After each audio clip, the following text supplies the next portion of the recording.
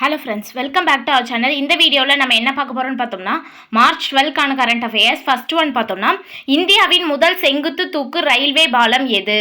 பாம்பன் பாலம் தான் இந்தியாவின் முதல் செங்குத்து தூக்கு ரயில்வே பாலம். அடுத்து பார்த்தோம்னா, எந்த விமான நிலையம் சர்வதேச விமான நிலையமாக தரம் உயர்த்தப்பட்டுள்ளது? மதுரை விமான நிலையம் தான் சர்வதேச விமான நிலையமாக தரம் உயர்த்தப்பட்டுள்ளது. அடுத்து, கச்சா எண்ணெய் கப்பல் போக்குவரத்துக்கு மிக முக்கியமாக இருக்கும் ஜலசந்தி எது? ஹார்முஸ் ஜலசந்தி கச்சா எண்ணெய் கப்பல் போக்குவரத்துக்கு மிக முக்கியமாக இருக்கும் ஜலசந்தி. இந்த ஹார்முஸ் ஜலசந்தி க்ளோஸ் பண்ணதுனால தான் பெட்ரோல், டீசல், சமையல் எரிவாயு போன்ற பொருட்களுக்கு தட்டுப்பாடு ஏற்பட்டிருக்கு. அது எந்த ஜலசந்தி அப்படின்னு பார்த்தோம்னா ஹார்முஸ் ஜலசந்தி. அடுத்து, அமெரிக்காவில் $300 பில்லியன், இந்திய மதிப்பில் ரூபாய் 27 லட்சம் கோடி செலவில் புதிய எண்ணெய் சுத்திகரிப்பு ஆலையை அமைக்க எந்த நிறுவனம் முடிவு செய்துள்ளது? ரிலையன்ஸ் இண்டஸ்ட்ரீஸ் நிறுவனம் தான் அமெரிக்காவில் $300 பில்லியன், அதாவது 27 லட்சம் கோடி செலவில் புதிய எண்ணெய் சுத்திகரிப்பு ஆலையை அமைக்க முடிவு செஞ்சிருக்காங்க. ரிலையன்ஸ் நிறுவனம் கடந்த 50 ஆண்டுகளில் அமெரிக்காவில் எண்ணெய் சுத்திகரிப்பு ஆலையை அமைப்பது இதுவே முதல் முறை. அடுத்து, தமிழக ஆளுநராக கூடுதலாக பொறுப்பை கவனிப்பவர் யார் அப்படின்னு பார்த்தோம்னா, கேரள ஆளுநர் ராஜேந்திர விஸ்வநாத் அர்லேக்கர் அப்படின்றவர் தான் தமிழக ஆளுநராக கூடுதல் பொறுப்பை ஏற்றிருக்காரு. நம்மளுடைய தமிழக ஆளுநராக இருந்த RN ரவி அவங்க பார்த்தோம்னா மேற்கு வங்கத்தினுடைய ஆளுநராக இடமாற்றம் செஞ்சிருக்காங்க. அதனால கேரள ஆளுநர் தான் தமிழக ஆளுநராக கூடுதலாக பொறுப்பை கவனிக்கிறாங்க. அடுத்து, எரிசக்தி துறை மேம்பாட்டு பணிகளுக்கான தமிழக அரசு எந்த பல்கலைக்கழகத்துடன் ஒப்பந்தம் மேற்கொண்டுள்ளது? கலிபோர்னியா பல்கலைக்கழகம்.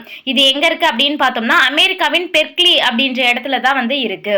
அடுத்து பார்த்தோம்னா, மக்களவை சபையை இன்று முதல், அதாவது மார்ச் 12 முதல் வழிநடத்த உள்ளவர் யார்? ஓம் பிர்லா தான் பார்த்தோம்னா மக்களவை சபையை வழி நடத்துறாங்க.